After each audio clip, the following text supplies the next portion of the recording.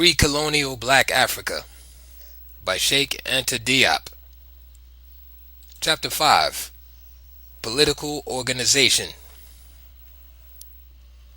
Power of the African Empires.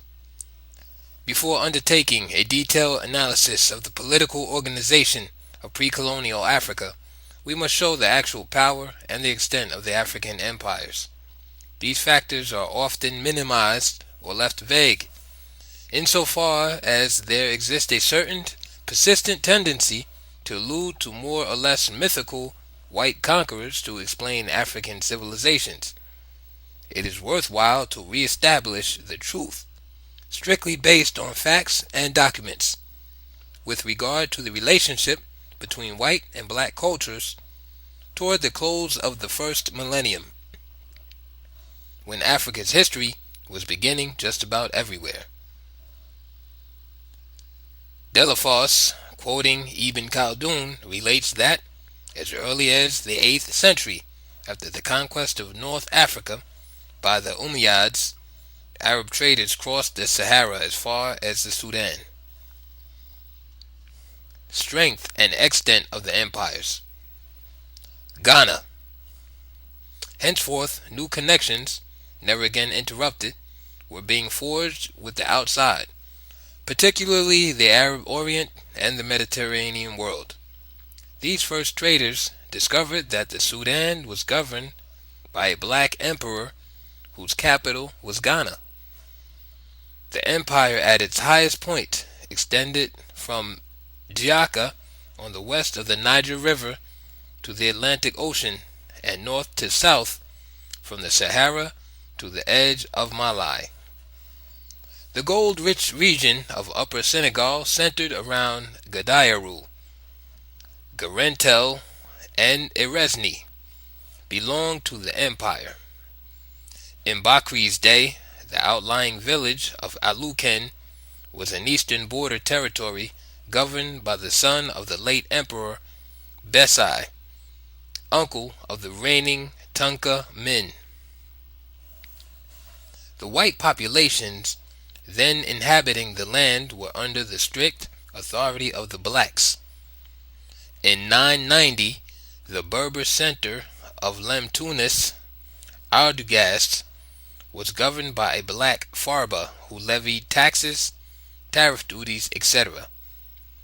In the name of the emperor on the goods and merchandise of the city's population, made up almost exclusively of Berbers and Arabs, these two groups moreover hated each other at that time. Immediately following the occupation of North Africa, the first Umayyads sent an army to attempt the conquest of the Empire of Ghana. It was defeated, but its survivors were not executed. They were allowed to settle on the land and live there in the same conditions as others. They were known as the El Honahin, a portion of whom broke away and settled in the village of Silla on the Senegal River, where the ruler was already Islamized. In 1067, during Bakri's time, the El Honahin minority had practically been assimilated into the black society whose religion it shared. Those who had settled along the river were called El Faman. Can there possibly be an etymological link between that name and Laman? Laman Toro, heir of Toro? Is that perhaps the white origin often claimed by the Tukulors and, in particular, the ruling dynasty of the Lam Toros? However that may be, it was through peaceful intermarriage that this white minority must have fused with the black element. Not until the decline of Ghana did it cease to rule Ardagast. After the attacks of the Almoravids in 1076, while the Berbers remained vassals of the black emperor of Ghana for centuries. The Almoravid revenge on Ghana lasted only 10 years. It ended in 1087 with the death of Abu Bakr ben Omar, killed by the arrow of a black warrior inside the borders of present-day Mauritania. The Almoravides displayed extreme cruelty at the time of the taking of Ghana. Goods were looted, the inhabitants slaughtered. After this 10-year interruption, Ghana was once again to be attacked by the Susso vessels, but succeeded in holding its own until the siege of the capital by Sundiata Keita in 1240. The Empire of Ghana, according to Bakri, was defended by 200,000 warriors, 40,000 of them archers. Its power and reputation, renowned as far as Baghdad in the east, were no mere legend. It was actually a phenomenon attested to by the fact that for 1,250 years a succession of black emperors occupied the throne of a country as vast as all of Europe, with no enemy from without, nor any internal tensions able to dismember it. The capital was already a cosmopolitan and international city. It had its own Arab quarter where Islam existed alongside the traditional cult. Before the conversion of the royal dynasty and the people, in Bakri's time, the city already boasted a dozen mosques located in the Arab sector, with their imam, muezzins, and salaried lectors. It had a large number of jurists and scholars. 10,000 meals cooked over 1,000 bundles of wood were served daily. The emperor himself attended these feasts, to which he treated the populace outside his palace. The empire first opened itself to the world at large through commerce. It already enjoyed international repute, which would be inherited and extended by the future empires of Mali and Songhai. But domestic slavery at this time was rife in African society.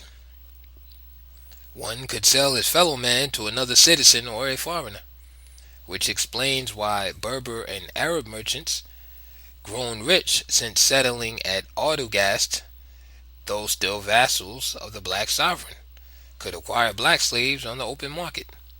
Some individuals in the city owned as many as 1,000 slaves. This shows the peaceful means by which the white world could possess black slaves. It was not through conquest, as often been attested.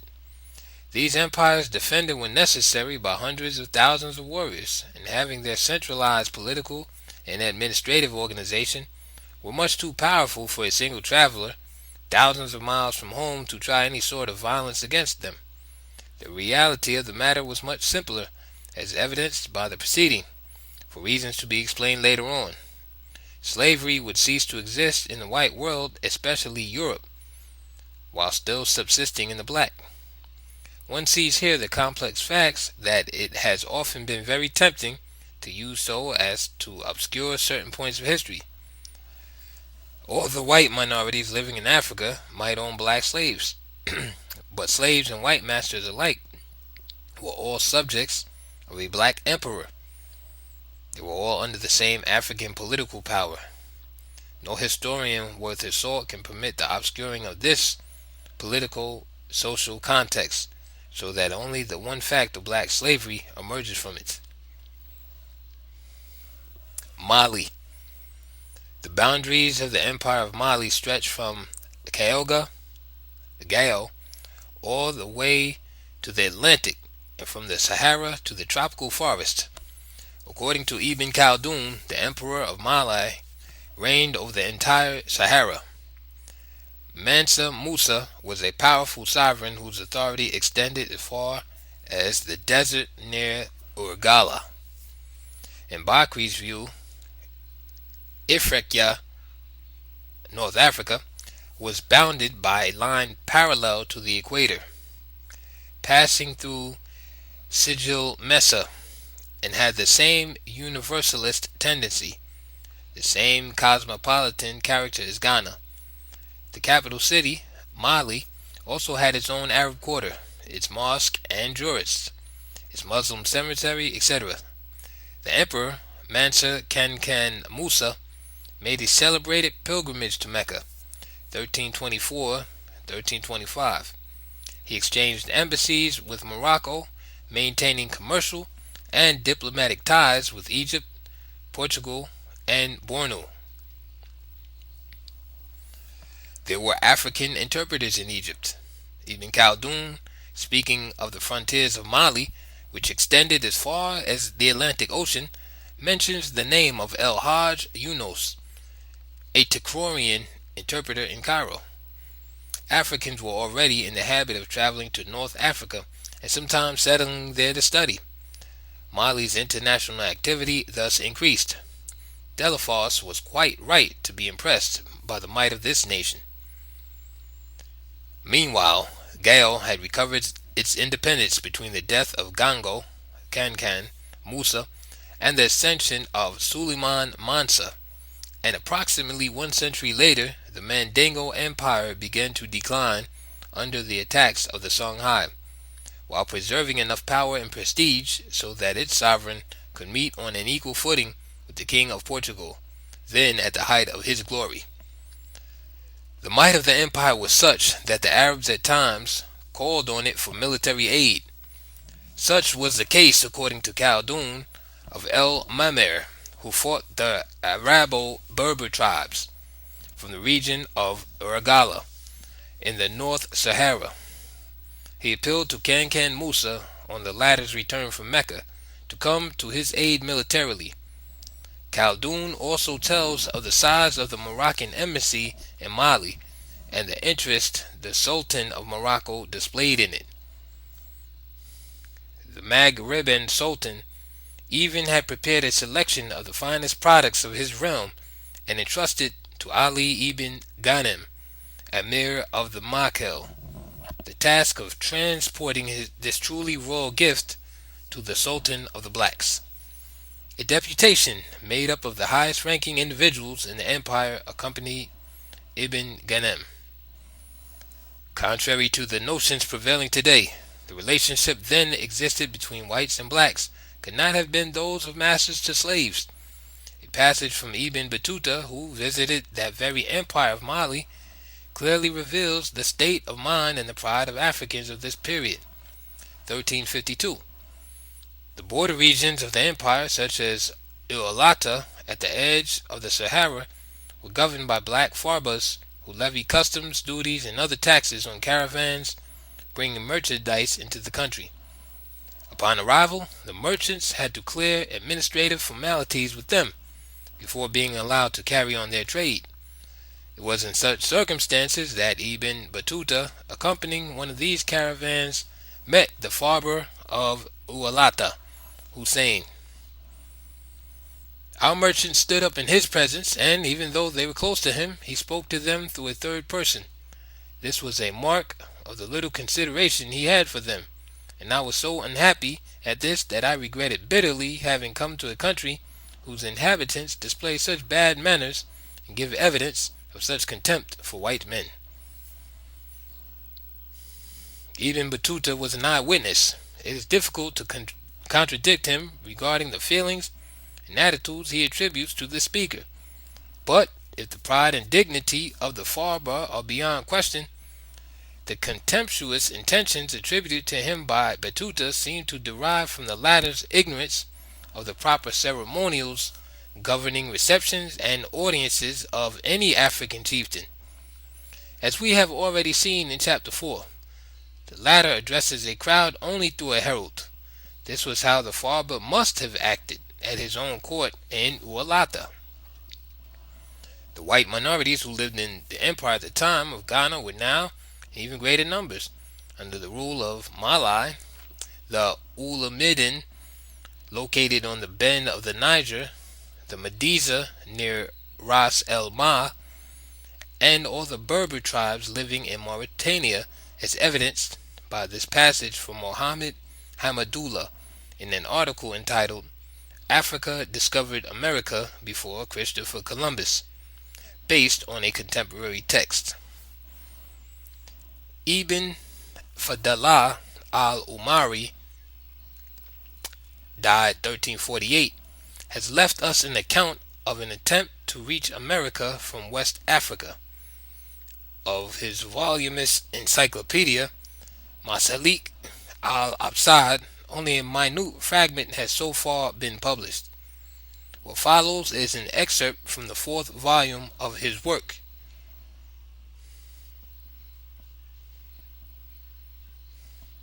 Chapter 10, concerning Mali and its dependencies.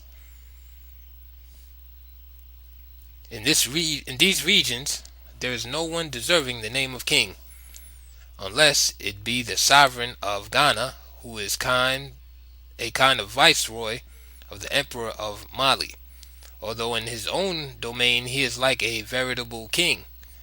To the north of Mali there are white Berbers who live as his subjects. These are the Yantasar, Yantafras, Madusa, and Lamtuna tribes. They have their own sheiks who rule them, except for the Yantasar, who have their own kings, vassals of the emperor of Mali. In actuality, when far from their homeland, the Arabs were often led by their isolation to adapt to the black African milieu. Some of them thus traditionally took on the role of jesters at royal African courts. Though never before emphasized, this aspect of the relations between the two cultures was no less ancient or general.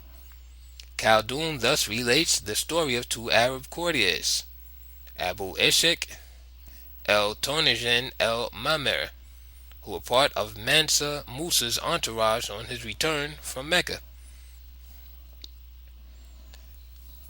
We were part of the royal cortege, and even outranked the viziers and heads of the state. His Majesty listened with pleasure to the tales we told him, and at each stopping place he rewarded us with several kinds of foods and sweets. This tradition extended even to the smaller courts of Cairo, where it is very much alive.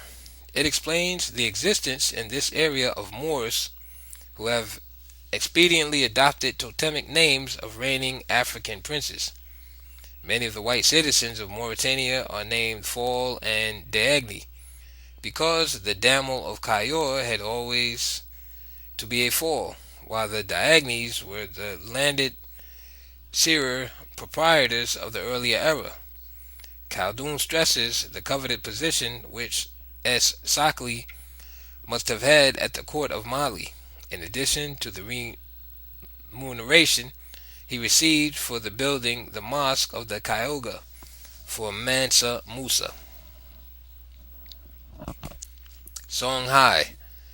The Songhai Empire extended from the east of the Niger River as far as the Atlantic Ocean, and from the frontiers of the land of Bindoko as far as Tegheza and its dependencies under Askia Mohammed.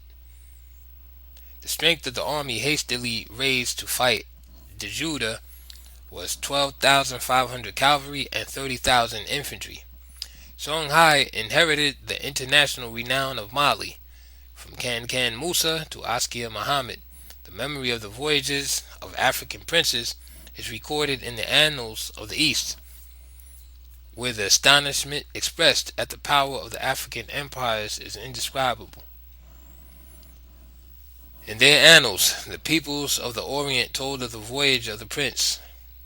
They noted their amazement at the power of his empire, but they did not depict Kankan Musa as an open-handed, magnanimous individual.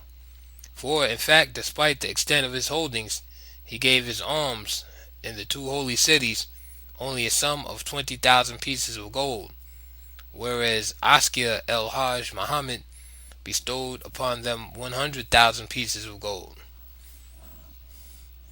Sunni Ali, known also as Ali Bear or Ali the Great, drove out the Tuaregs who held Timbuktu after the Mandingos from 1434 to 1468. The Tuareg chief, Akil, fled to Biro or Ualata without a fight at sight of Sunni Ali. He took with him all the jurists and members of the clergy who were in favor of Tuareg rule. The Tuaregs had committed the worst excesses during the 34 years of their domination. In actuality, they had never permanently settled in the city. The earlier administration had remained. The city continued to be governed by a Timbuktu Khoi who collected taxes in their name. Only after a series of humiliations, pillages, and massacres did the Timbuktu Khoi call for help from Sani Ali to free the city. Sani Ali entered it on January 30th, 1468. The Tuaregs had been content to remain nomads, making periodic forays into Timbuktu. Their dominion had never extended to the right bank of the river, according to Sadi. The Tuaregs then became not mercenaries but vassals of the Askias of Kyoga until the fall of the empire. Sani Ali conquered Bara, the Senhaja New Berber country, governed at the time by Queen Bikun Kabi. He seized all the mountain regions where the Berbers were camped, as well as Kunta land. The conquered Berbers were assimilated and integrated into the black political administrative organization. The Askia made their tribal chiefs into Khois who owed specific periodic tribute. Thus, the Mang-Turin Khoi and the Andasan Khoi were each obliged to provide 12,000 soldiers in the case of war. The Tuaregs were at the time far from seeing themselves as members of the same political community as the Arabs. It was with these forces, 24,000 Tuaregs, plus his other men, that Askia Duad campaigned against the Arabs of Bentaba in May 1571. The loyalty of the vassals stood every test, even during the war against Morocco. The Andasan Khoi remained loyal to the Askia until his death. When Askia Ishak I, who came to power in 1539, one day received an invitation from Moulay Ahmed, king of Morocco, to cede to him the salt mines of Tegheza, he replied, "The Ahmed who listened to such advice could not be the present emperor of Morocco. And as for the Ishak who would heed him, he is not I. That Ishak has yet to be born." Then he sent 2,000 mounted Tuaregs, instructing them to sack the whole end of the region of the Dru'a toward Marrakesh, to kill no one, and then to retrace their steps. The order was scrupulously carried out. The market of the Beni Asbe was pillaged, as well as all the wealth of the Dru'a region. Askia thus demonstrated his power to the Sultan, who did not react in any way. This invitation already implicitly raised the question of the frontiers of Black Africa, at least on a political level. All of the foregoing allows us to show that, for more than 1,000 years, black governors administered the border regions of Tegheza on the Tropic of Cancer, Ualata, and Autogast. The belt of the desert situated between the tropic and a line passing through the Dru'a and Siljul Mesa was always a no man's land belonging equally to the two countries. It never was subject to precise political authority from one side or the other. An unadministered zone, it was dangerous to cross because of the Masufa Berbers, some of whom did not hesitate to attack caravans unwilling to pay them to serve as guides. One of the last, Tegheza Manzos, in the service of the Askia, died there in 1557. He was called Muhammad Ikoma. The universal character and cosmopolitan spirit abroad in this empire are nowhere so well displayed as in the prayer attributed to Khanboro, king of Djinn, at the time of his conversion to Islam. He prayed, among other things, that he who, driven from his own land by indigence and penury, might come to this city, should in exchange discover here, by the grace of God, wealth and abundance, such as to make him forget his old homeland, and that the city be peopled by a number of foreigners greater than that of its citizens. Aryan Europe during antiquity experienced the self-centered patriotism of the city-state. It experienced universality in the Church of the Middle Ages. It later ended with nationalism and the formation of modern national states. Black Africa was to remain at the level of that universal consciousness, politically and sociologically speaking, until its encounter with the West. Then, having undergone the effects of a conquering, expansionist nationalism, it would attempt to retaliate with the same weapons. Thus, African nationalism would never sink to basic chauvinism. It would consist, at most, in a development of cultural, ethical, and material values which give strength to peoples and ensure their survival in the present world. A liberation of the will to transformation latent in the common consciousness. Administrative organization. The Empire of Ghana antedated by 500 years that of Charlemagne, who was crowned emperor in the year 800. From the dismemberment of the Roman Empire in the 4th century until that date, Europe was nothing but chaos, with no organization comparable to that of the African Empire. With Charlemagne commenced the first effort at centralization, but one can say without exaggeration that throughout the Middle Ages, Europe never found a form of political organization superior to that of the African states. There is agreement on the fact that the African variety of organization is indigenous. It could not have come from the Aryan or Semitic Mediterranean. If one absolutely had to relate it to some earlier forms, the administrative centralization of pharaonic Egypt with its nomes might be brought up. Each provincial governor in Black Africa was an image of the king, with his own small court, or the necessary elements were apparently present to give rise to feudalism.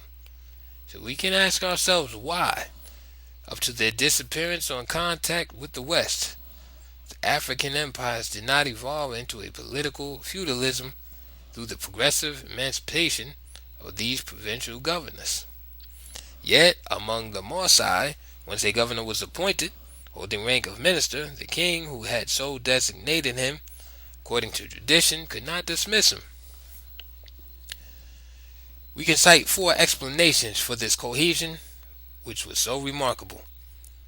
If we accept the periodic successions of certain outlying provinces, but in these latter cases, it is a less matter of a province becoming detached through the revolt of its governor than of a former small state recently annexed but not yet sufficiently assimilated into the empire, finding enough character to disassociate itself at the slightest weakness of the central organization.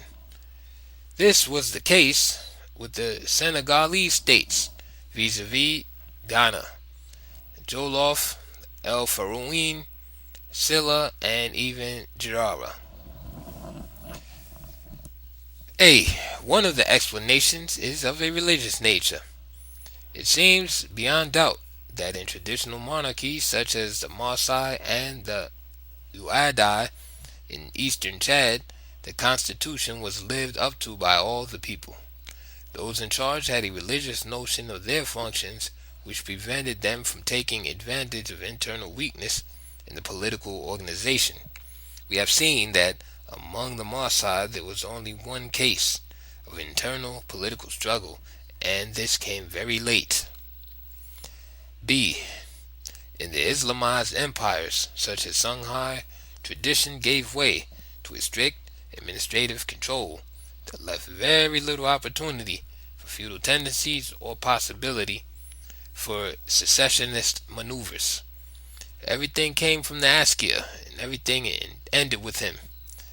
The Tariq es Sudan relates that Askia Muhammad subdued all peoples, as far as Tegeza, by fire and sword, and that he was docilely obeyed in the various states, as in his own palace.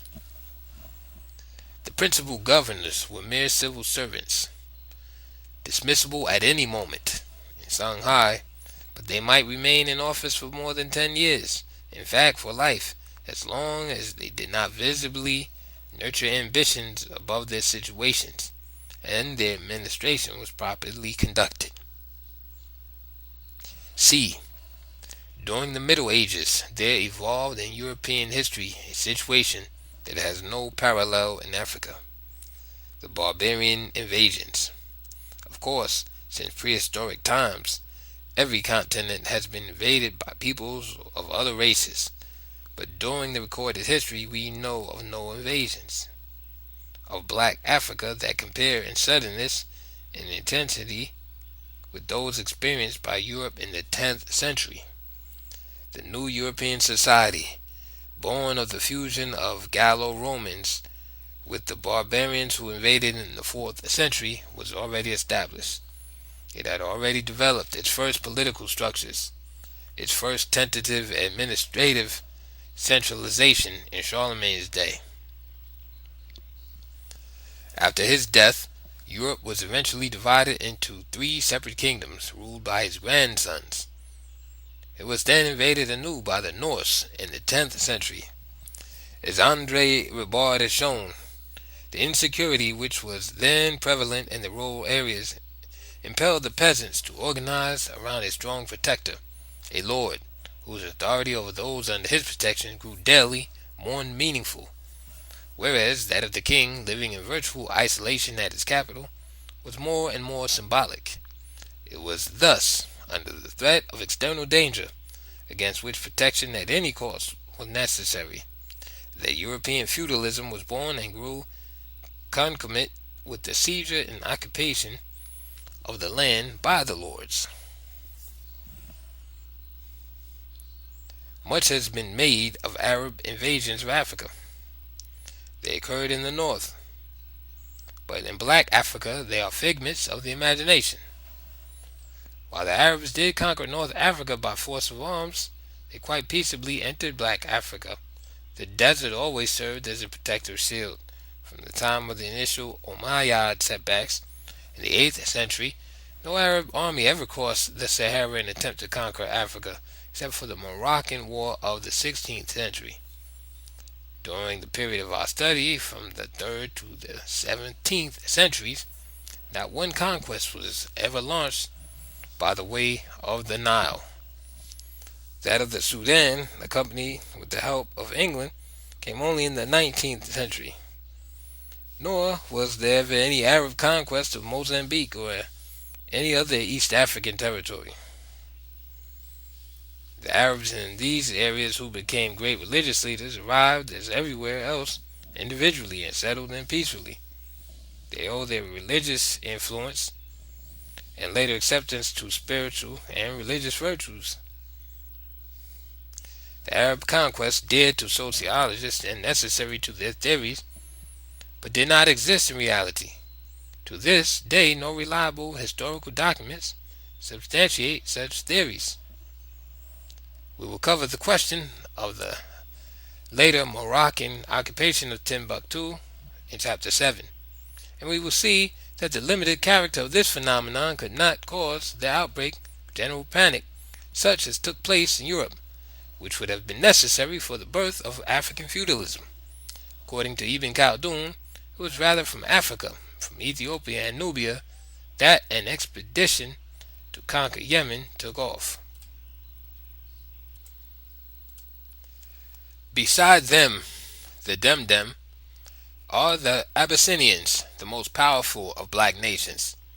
They live on the west coast of the Red Sea, in the neighborhood of Yemen. It was from their land that the expedition was launched, which, at the time of Du Nuas, crossed the sea to seize Yemen. This is most likely an allusion to the Ethiopian expedition which took place around the time of the birth of Muhammad, which is mentioned in the verse of the Quran entitled "The Elephant Leader." D. Whereas during the Middle Ages the entire feudal system was to be based on possession of the land through progressive despoiling of the protected inhabitants, creating the landed nobility. Neither king nor lord in Black Africa ever truly felt he possessed the land. Land possession there never polarized the consciousness of political power. We have seen the religious factors that opposed this.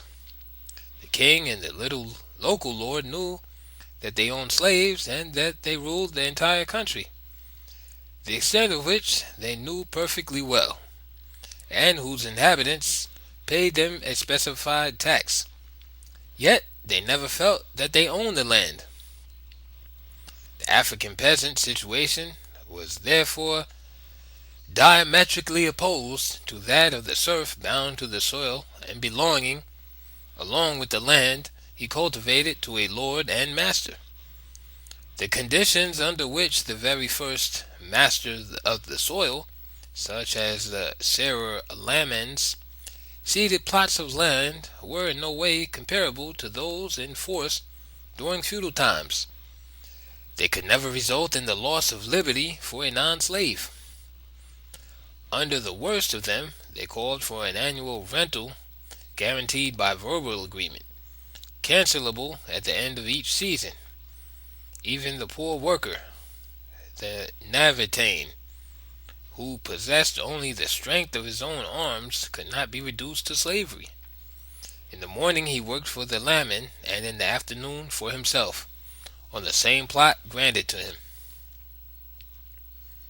The acute feeling of private ownership that we come across today among the Libau of Cape Verde is a recent phenomenon connected with the development and exploitation of Dakar since the governorship of Pene Leprade, 1857.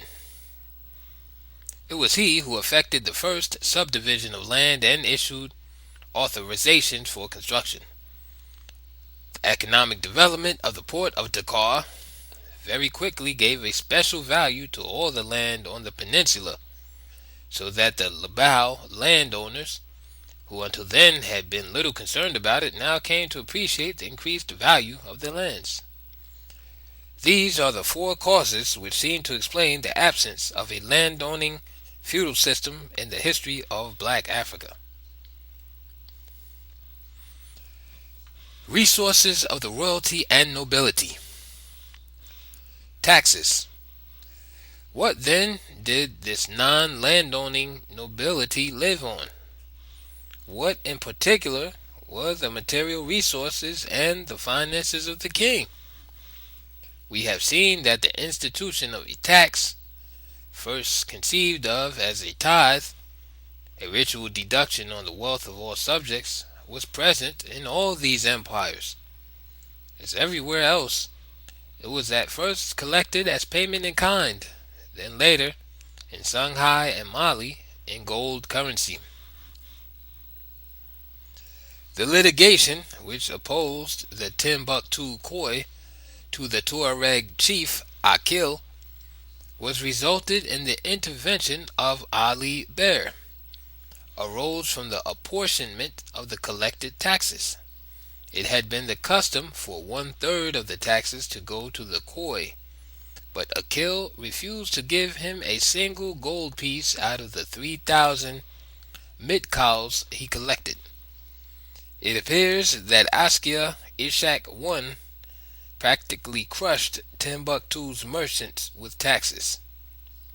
A former singer, Mahmud Yaza, was his collection agent. 70,000 gold pieces were recovered after the death of Ishak. These two facts prove the ubiquity of both taxation and the use of gold coinage in Shanghai. Customs. The second important source of revenue for the king was made up of customs duties. A strict customs system was established as early as the Ghanaian period. It was retained by the emperors of Mali and Shanghai. Duty was collected both on imports and on exports. According to Bakri, the Tunkara of Ghana took a fee of 1 gold dinar for every salt-laden mule entering his country, and 2 gold dinars for every load of salt exported. For a load of copper, the rate was 5 mitcows, and 10 for a load of miscellaneous goods. Gold mines. The principal source of revenue for the sovereigns of Black Africa, from antiquity to modern times, from the Indian Ocean to the Atlantic, i.e., from the Nubia of Herodotus and Diodorus Siculus to the Ghana of Bakri and the Mali of Ibn Battuta and Khaldun and the Shanghai of Sade and Kati, was gold extracted from mines. According to an anecdote supplied us by Herodotus, the abundance of gold in Nubia was such that even the prisoners' chains were forged of this metal. Of course, this sort of tale cannot be taken literally. Nevertheless, it symbolizes an economic reality, a society in which gold seemed more prevalent than all other metals. The established facts conform well enough to this legend. The etymology of Nubia is said to signify gold. Historically, Nubia was the country from which Egypt acquired all her gold. Ghana's gold was accumulated, according to Bakri, in the fortified city of Giaru, 18 days distant from the capital on the upper Senegal. The abundance of this metal was such that the king left to the people all the gold dust they could extract from the empire's mines. The king, however, kept for himself all pieces of native gold found. Without this precaution, reasons Bakri, gold would have become so plentiful as to have virtually no more value in the land. Thus, instead of the total product of all the empire's mines, the Tunka kept for himself only that share of the metal that was found formed into chunks. One such chunk, according to Khaldun, weighed 15 pounds. It had been inherited by and belonged to the Mansa of Mali. It was sold to some Egyptian merchants by Mansa Djata, the grandson of Mansa Musa, who exhausted the royal treasury. Mali thus inherited the Ghanaian mines, situated in Bambouk, the same mines which were known to the Carthaginians and were explored by the Romans after the destruction of Carthage by Scipio Africanus Minor. Bambouk equals the Roman Bambutum. The region of Gao to the east of the Niger also produced a vast quantity of gold dust, and Bakri believes that it was actually the first country to produce this material. This gold, which was always abundant during the history of the African states, was the currency essential to international trade, first with the Arab Orient, then with Mediterranean Europe, Portugal, Spain. It contributed powerfully to the economic prosperity of the country. It quite certainly meant that sovereigns did not have to overwhelm their respective peoples with taxes and tariffs. In order to grasp the distinction between the economic conditions, the monetary situations of the lower classes in medieval Europe and Black Africa, we will have to imagine the king and the feudal lords. In 1067, allowing the serfs and the peasants the right to accumulate wealth equivalent to that of this African gold dust from the natural resources of their own countries. It is therefore most important to bear in mind this economic factor in explaining the peculiar aspect of Africa's socio-political evolution. Royal Treasury. The treasury of the sovereign thus contained both gold pieces and chunks of gold in the raw state. There were lofts containing taxes in kind such as grains and storeroom for manufactured products, saddles, swords, harnesses, fabrics, etc.